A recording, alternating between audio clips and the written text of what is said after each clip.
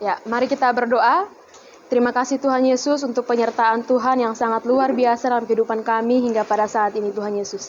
Pada saat ini Tuhan Yesus kami akan memulai ibadah kami. Mari Engkau Tuhan menolong biarlah ibadah kami Tuhan Yesus dapat berjalan dengan baik. Tuhan Yesus, kehidupan kami pada saat ini Tuhan kami serahkan sepenuhnya ke dalam tangan kasih-Mu. Dalam nama Tuhan kami Yesus Kristus kami naikkan doa ini hanya kepada Bapa di sorga. Haleluya. Amin. Shalom. Shalom. Apa kabar semuanya? Luar biasa. Yes. Ya, kabar kita luar biasa karena kita punya Tuhan yang luar biasa. Amin. Ya, pada saat ini kita akan merenungkan kebenaran firman Tuhan dari Kolose 3 ayat 5 sampai dengan ayatnya yang ke-17.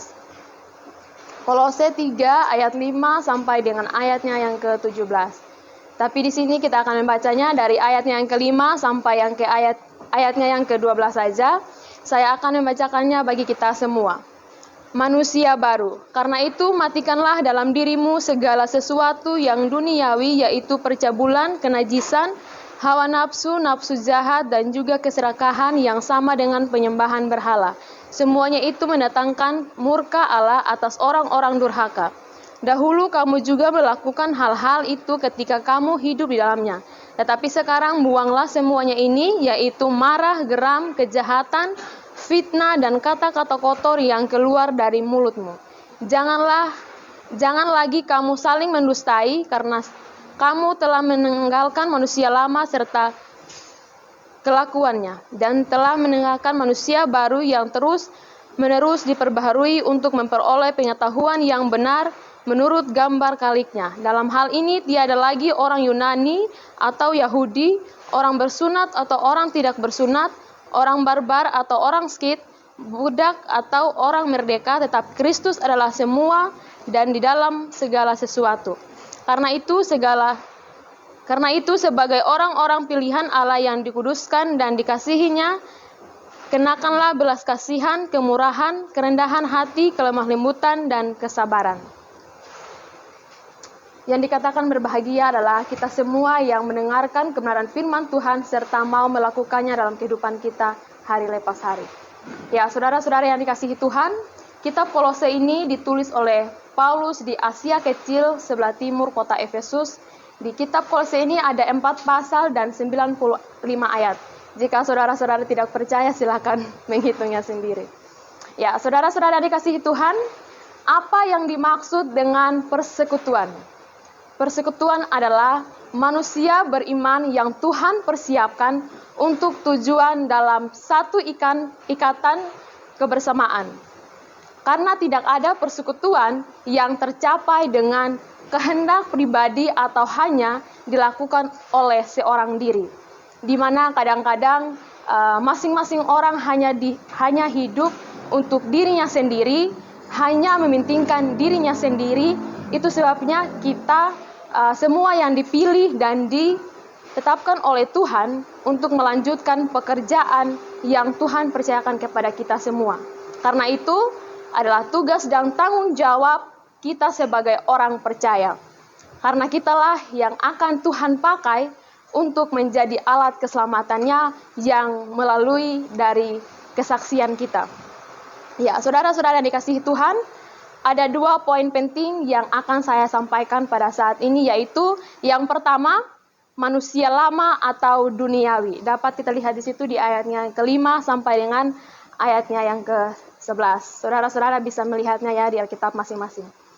Apa yang dimaksud dengan manusia lama atau duniawi?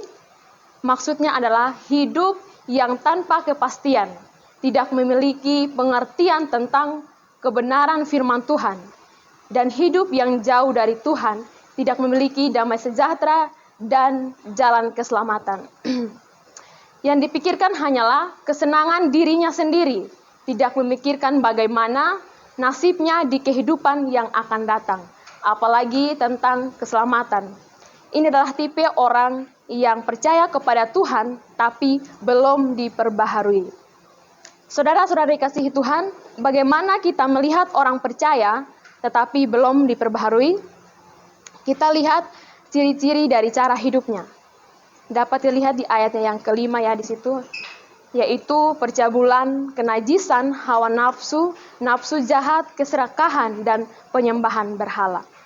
Tipe dari ciri-ciri manusia seperti inilah yang sulit untuk dipakai dalam persekutuan yang ada. Mengapa? Karena lebih banyak penghambat daripada menopang dalam persekutuan bersama. Inilah manusia lama yang menjadi batu sandungan dan menjadi penghalang bagi jalannya persekutuan yang ada. Di poin yang kedua, yaitu manusia baru atau rohani.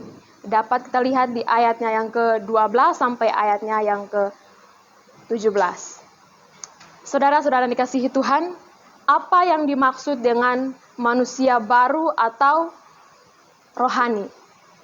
Kehendak Allah di dalam kebenaran dan kekudusan, di mana orang-orang yang percaya kepada Kristus memiliki kedudukan baru, yaitu dari kebinasaan dipindahkan kepada hidup yang kekal, dan manusia yang terus diperbaharui serta dipersatukan dengan Kristus.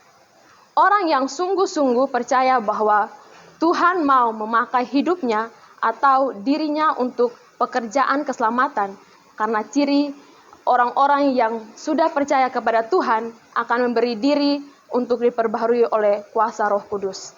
Dan perilaku hidup pun sesuai dengan petunjuk dan kehendak Tuhan. Saya yakin dan percaya bahwa kita semua mau dipakai oleh Tuhan dengan secara luar biasa dan hidupnya terus diberkati oleh Tuhan. Saudara-saudara dikasihi Tuhan, inilah saudara-saudara dikasihi Tuhan, bagaimana untuk menjadi manusia baru.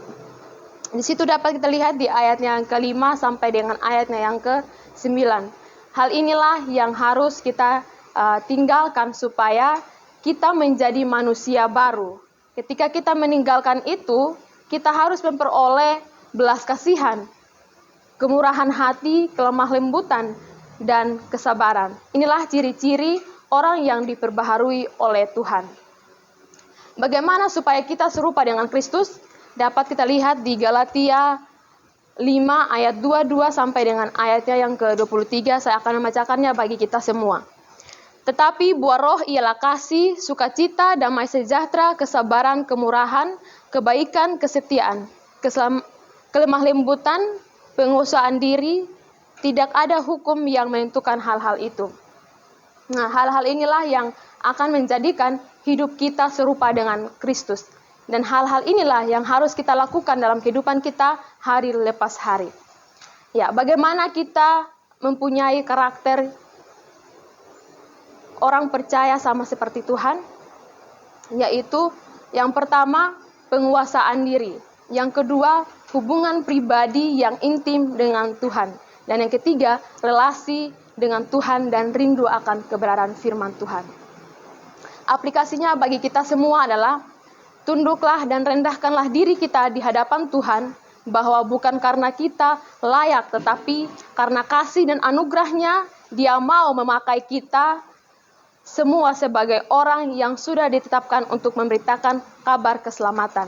Siapa saja yang mau memberi diri untuk dipakai oleh Tuhan dalam pekerjaan melayani, harus sungguh-sungguh mau memperbarui diri menjadi manusia baru. Sebab tanpa pembaharuan hidup tidak akan dipakai oleh Tuhan, dan harus ada kerjasama dalam pekerjaan-pekerjaan melayani. Karena pekerjaan Tuhan itu sangat suci ya teman, ya saudara-saudara, sehingga tidak bisa dikerjakan hanya seorang diri.